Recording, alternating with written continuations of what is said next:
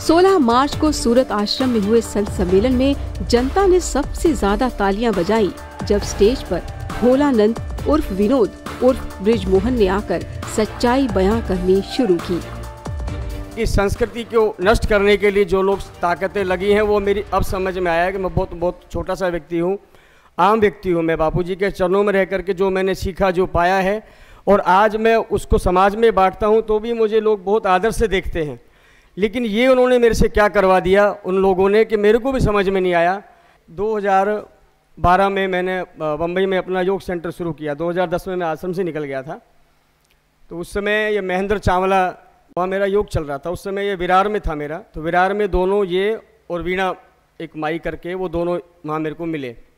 जानते थे कि मैं बापूजी के आश्रम में रहा हूँ, तो ये भी बोलो महाराज आप तो बहुत अच्छी विद्या सीख करके काम कर रहे हो। मैंने कहा भाई सेंटर खोलने वाला हो, आप मेरे सेंटर पे आना।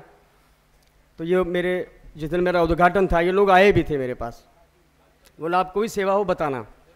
मैंने कहा ठीक है, तो चले गए। मेरे को ऐसा वो भी नहीं था। तो बापूजी के खिलाफ उन्होंने काफ़ी सारी बातें भी कही कि बोलो अभी तुम बम्बई में आ गए हो, तुम टेंशन मत लेना, हम तुमको खूब सारा चमका देंगे।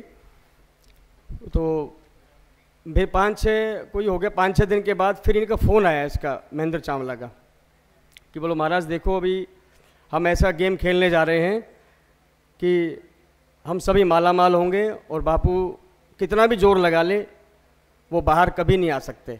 मैंने कहा ऐसा क्या करने वाले हो तुम लोग? यानी ये समझो जून जुलाई की बात है 2012 की, ये 2012 में दिसंबर में मेरा उद्घाटन था और 2013 में ये लोग आए थे। तो फिर इन्होंने क्या है कि मेरा दिमाग वास करना शुरू किया। मैं पिताजी को ढूंढ ही रहा था, बोलो पिताजी तुम्हारे आश्रम में मारे, पता है हम आश्रम में रहे हुए व्यक्ति हैं, तुम तो बहुत छोटे लेवल पे थे, हम तो बड़े बड़े संचालक रह चुके हैं आश्रम में, तो हमको सारा पता है इसमें कि तुम्हारे पिताजी कैसे मारा है। ऐसा ये बार बार मेरे को बोलते थे। मेरे को था कि पिताजी गए कहाँ। भोलानंद को अक्टूबर 2013 में लोगों ने न्यूज चैनलों पर देखा था जो बापूजी के खिलाफ जहर उगल रहा था। जिन लोगों को आश्रम बनवाया है उनकी लाशें आज भी गड़ी पड़ी है। उनका जो काजल है वो स्पेशल काजल होता था, मुझे सम्मोहन होता है उससे। मेरे को पिताजी को मारते थे, एकांत में ले जाकर के खूब मारते थे। अंत में समझो 2010 में पिताजी को आश्रम में उन्होंने मार भी दिया है। इनपे वो आकर्षण शक्ति है, वो काजल लगा करके सम्मोहन करने की। तो ये सम्मोहन शक्ति के द्वारा आसाराम बापू अभी तक अपना फंडा चला रहा था।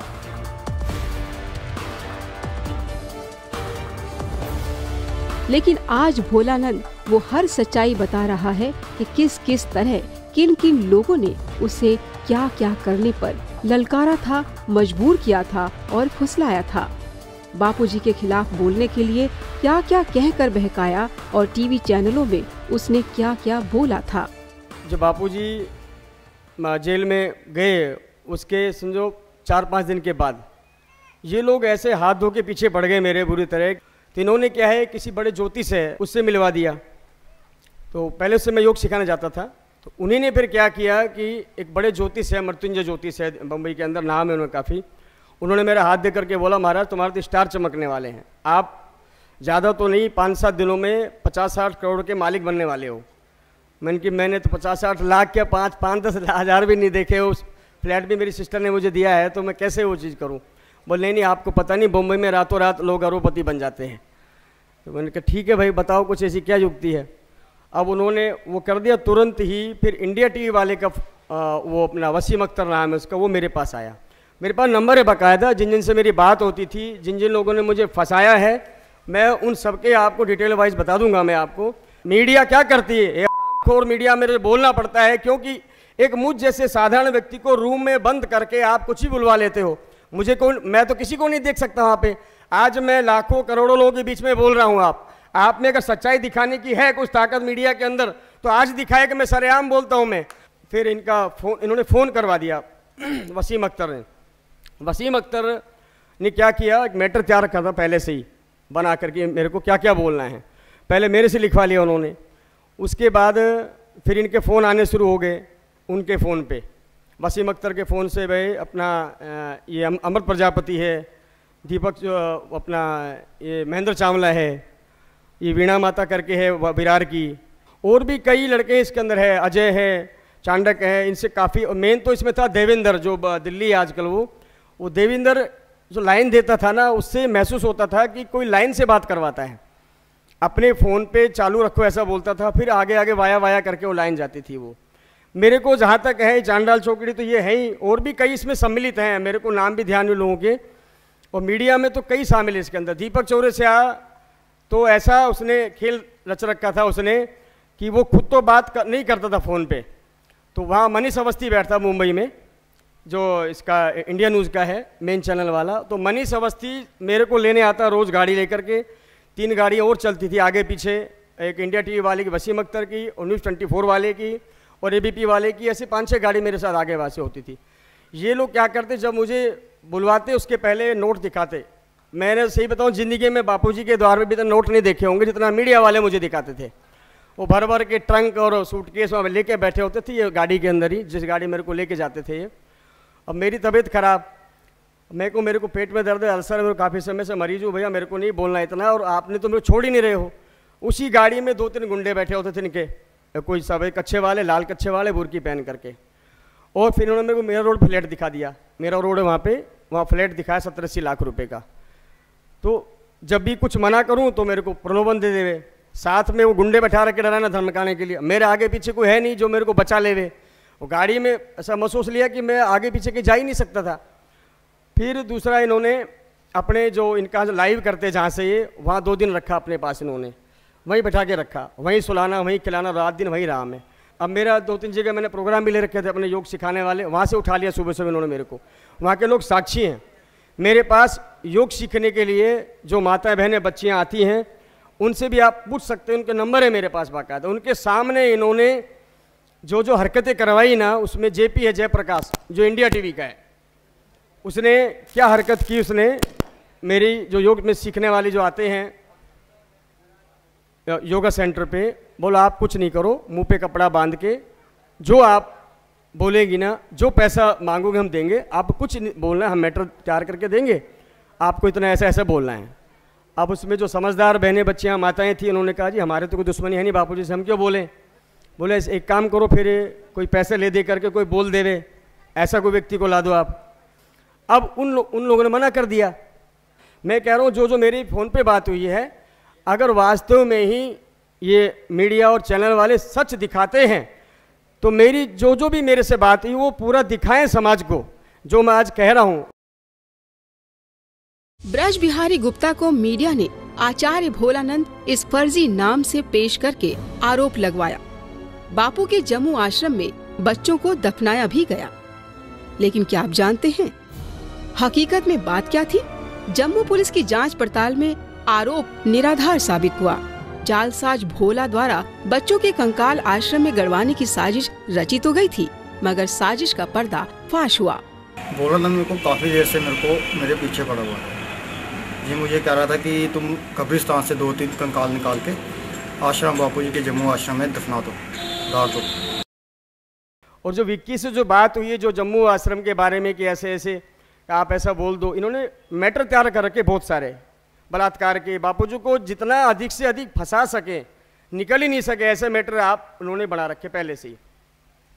तो पहले तो आपको ऐसा बोलना है कि वहाँ ऐसे ऐसे, पहले तो बहुत गंदा मैटर तैयार कर रखा था। बापूजी ने वहाँ कम से कम 15-16 लड़कियों के साथ बलात्कार किया हुआ, लड़की मार के दबाई हुई, जाने क्या क्या बुलवाया इन्होंने, वो बना रखा था। मैंने कहा ये नहीं बोलूँगा मैं कुछ भी। फिर उन्होंने पीछे से प्रेशर देना शुरू किया। फिर वो विक्की जो मेरे जो खिलाफ जो केस दर्ज हुआ है उससे मेरी बात करवाई इन्होंने, फिर मैंने बात की उससे। तो ये फ़ोन पे सिस्टम ऐसा बना रखा है तो उन्होंने कि आपको ऐसा ऐसा बोलना है। अब वहीं था मैं इनके ऑडिटोरियम में, अब नहीं बोलूँ मेरी जान को पड़ रही है। तो अब पता चला कि मीडिया एक ऐसा सिस्टम है कि जो देश में एक सेकंड के अंदर करोड़ों लोगों को तक अपनी बात पहुंचा सकती है। जैसे ये डिबेट होती थी उसमें भी ऐसे ही होता था कि सामने वाले का चेहरा नहीं दिखता, वहाँ खाली छोटा सा कैमरा रख दिया जाता है, एक छोटा सा रूम होता है, इनके 2-4 गुंडे होते हैं वहाँ खड़े हुए, सामने मैटर होता है लिखा हुआ। अब होता क्या है कि जब मैं बोलता है उस समय इनके फ़ोन आते थे, इनके जो पीछे पार्टी लगी हुई है इनकी, तो वहाँ हर जो 5 मिनट का जो होता था ना बीच में इंटरवल जो होता है, ब्रेक होता है, उसमें मैसेज छोड़ते थे। और जो एंकर होती है, एंकर बताती थी कि आपको क्या क्या बोलना है। ऐसे ही जो अपना प्रजापति है वो बोलता था आपको क्या बोलना है। तो मैटर पहले से भी तैयार होता था, कुछ कुछ जो मैं भूल जाता था तो ये लोग क्या करते थे, मैसेज छोड़ते थे मेरे मोबाइल के ऊपर, करवाते रहे, ये मेरे से बार बार करते रहे, महाराज देखो अधिकतर काम हो चुका है, पैसे तुम्हारे पास आने वाले हैं। अब मेरे को भूख लगती तो क्या करते, ये आइसक्रीम खिलाते, उसी गड्डी में से नोट फाड़ते, जो थप्पियाँ ले रखी थी उन्होंने, बक्से भरे हुए थे नोटों के, और 1000 गड्डी फाड़ते, 5 नोट निकालते, उसमें से 5-7 आइसक्रीम लेके आते, 500 रुपये वाली। मेरा दिमाग ख़राब होता, मेरे को पैसा नहीं दे रही है, मेरे को 500 की आइसक्रीम खिला रहे हैं और ख़ुद भी खा रहे हैं। अब मैं सोच रहा हूँ कि ये मेरे को मिलेंगे कब, ये मिलेंगे कब मेरे को, मैं तो ये सोचने में लगा हूँ। ना तो फ्लैट दिया, ना वो पैसे दिए, और समझो मेरे को ऐसी जगह धकेल दिया कि आज किसी लायक नहीं रहा मैं। तो परमात्मा की कृपा है गुरु जी की, जो मैं आपके सामने खड़ा हूँ।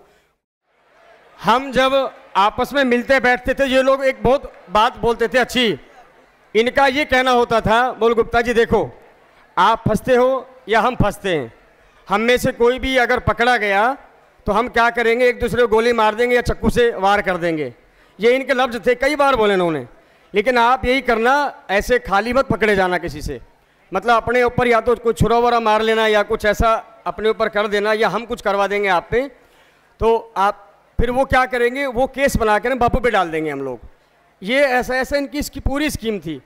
बापूजी बिल्कुल निष्कलंक बाहर आएंगे, ये भले कितना भी कुछ कर लेवे, तो बापूजी निर्दोष हैं, बापूजी बिल्कुल निर्दोष है, निर्दोष है, निर्दोष है। करोड़ों करोड़ों वाणियाँ भी अगर बोले तो भी कम है, क्योंकि मेरे साथ ऐसा हुआ है इसलिए बोल रहा हूँ। एक बापूजी नहीं, पहले भी हजारों करोड़ों महापुरुषों को उनके ऊपर भी ऐसा ही किया गया था, और उनके द्वारा उन पे भी ना हम जैसे लोग ही शामिल करवा दिए गए थे उन लोगों के लिए। भोलानंद के हर शब्द पर सूरत आश्रम में मौजूद लोगों ने तालियों की गड़गड़ाहट इतनी जोर से की कि सारा सूरत हिल गया था। मानो कह रहा हो कि अब सच आने की बारी आ गई है। ये सब देख वहाँ मौजूद मीडिया कर्मी भी हैरान थे। सभी मीडिया कर्मी भोलानंद से कई तरह के सवाल पूछते गए और भोलानंद हर सवाल का धड़ल्ले से जवाब भी देता गया। मीडिया कर्मियों ने उसे अपने कैमरे में कैद तो जरूर किया, लेकिन अपने किसी भी न्यूज बुलेटिन में भोलानंद की सच्चाई को नहीं दिखाया। दर्शकों तक भोलानंद की कही गई बात का एक शब्द भी नहीं पहुंचाया। खैर, आश्रम की वेबसाइट, दिशा चैनल और सोशल मीडिया के जरिए भोलानंद की यह सच्चाई 167 देशों में लाइव देखी गई। इसीलिए तो कहते हैं, सच को छुपाया जा सकता है, दबाया भी जा सकता है, लेकिन सच को खत्म नहीं किया जा सकता।